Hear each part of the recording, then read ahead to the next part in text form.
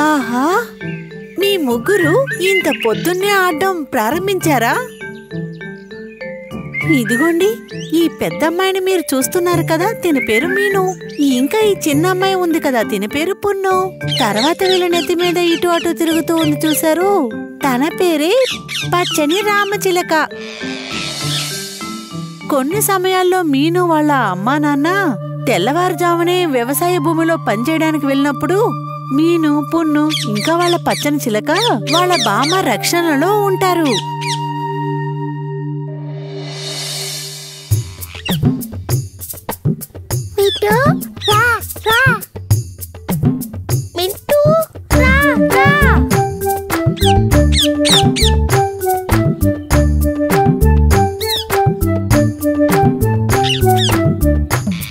పున్ను, మీను చాలాసేపు ఆడుకున్నారు. రండి, ఇప్పుడు వెళ్ళి అన్నం తిందాం. ఇదిగా వస్తున్నా నాన్న.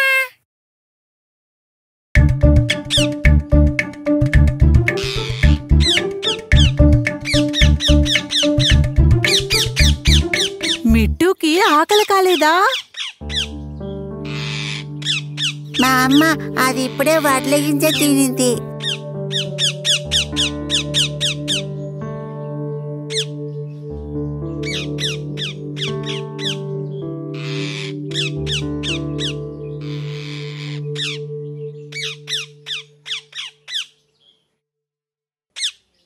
ఆ పచ్చని చిలక కొమ్మ రొడ్డల మీద కూచున్నప్పుడు అది దూరంగా ఆకాశంలో గరుడు పక్షి ఎగిరేది చూసింది. ఆకాశంలో 4 వైపులా తిరుగుతున్న గరుడు పక్షి కింద చెట్టు మీద వాలగానే అప్పుడు ఆ చిలక చాలా ఈర్ష్యగా పక్షిని చూసింది.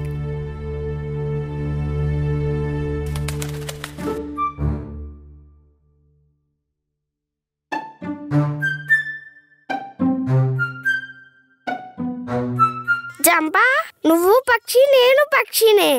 నువ్వు ఆకాశం పైన ఎగరగలవు, ఆ తాత నువ్వు కొండ పైన గూడు కట్టగలవు.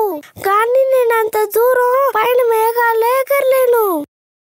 నా ప్రియమైన చిట్టి చిలుక, దేవుడు అందరికీ ఒక పనితనాన్నిచ్చాడు. అదేంటని మనం కనిపెట్టాలి, అంతే.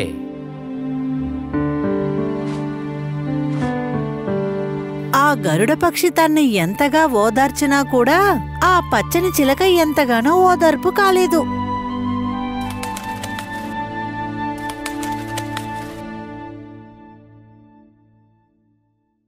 ఓ నానమ్మా, నానమ్మా, మీకు అసలు ఏమైంది?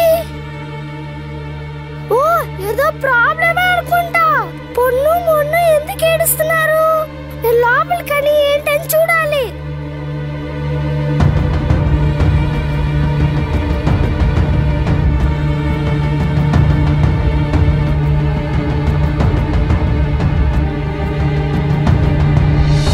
అయ్యో, నానమ్మ కింద పడిపోయింది.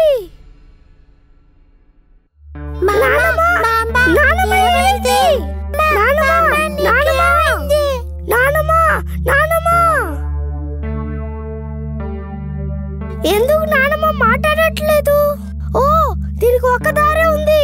నేను ఇక్కడ జరిగిందంతా పొలంకెళ్ళి రాయపదారు చెప్తాను.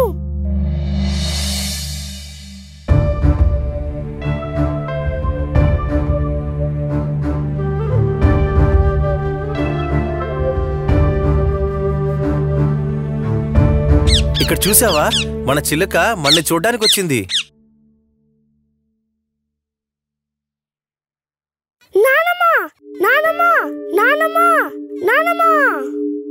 ఇదేంటి అమ్మమ్మ అమ్మమ్మ అంటుంది? ఒకవేళ ఇంట్లో ఏదన్నా సమస్య ఉంటుందో? అవునవును, త్వరగా రండి వెళ్దాం. అయితే సరే, త్వరగా వెళ్దాంరా.